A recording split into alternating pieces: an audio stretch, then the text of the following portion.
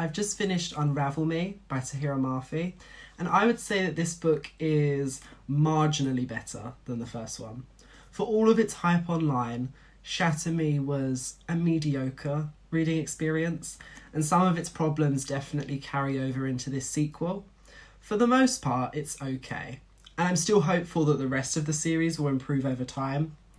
It doesn't help that the quality of writing itself is bad. It's not as hyperbolic as the first book, and the strike-throughs are mercifully less common.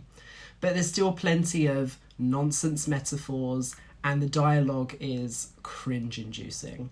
I rolled my eyes so often while reading this, and it's a shame because it really does distract from what could have been an engaging plot. Another big issue I have with this series, in a word, Juliet. 2 books in, and I realise I really don't like her. As a main character, she gives us nothing. She whinges constantly. She somehow manages to make every problem about herself.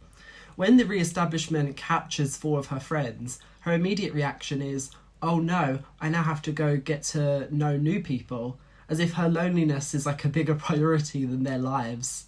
Like, I thoroughly enjoyed when Kenji just snapped and told her what a selfish cow she is, because it was true, and it made me realise that Kenji should be the main character, because he's more fully realised than the rest of the cast combined.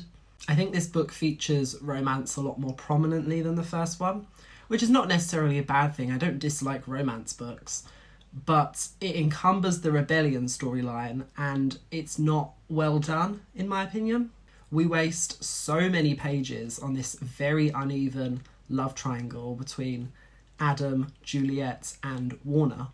Juliet essentially plays them off against each other. She seems better off with Warner, but that's just because Adam is so basic. He spends the first half of the book cuddling her, and then the second half begging for her after he finds out he can't cuddle her anymore. There's also a big reveal that Adam and Warner are actually half-brothers through their dad.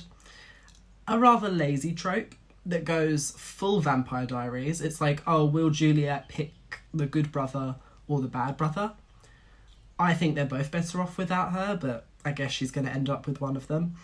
This writer also continues to have a rather strange fixation with eyes, specifically blue eyes and green eyes. There are extended ocular descriptions of multiple characters, including, but not limited to, Adam, Warner, James, Brendan, Anderson. Maybe she thinks that this constitutes good creative writing. It's a bit weird, knowing the historical association between blue eyes, eugenics, and white supremacy, especially since we never once get a nice description of a character with brown eyes or even hazel eyes. Maybe I'm just reading into it, but Omega Point really just sounds like the Hitler Youth. But that's Unravel Me. If you're in a reading slump and need a palate cleanser, I would recommend this book. It's very trashy, but it's over quickly, and then you can move on to something better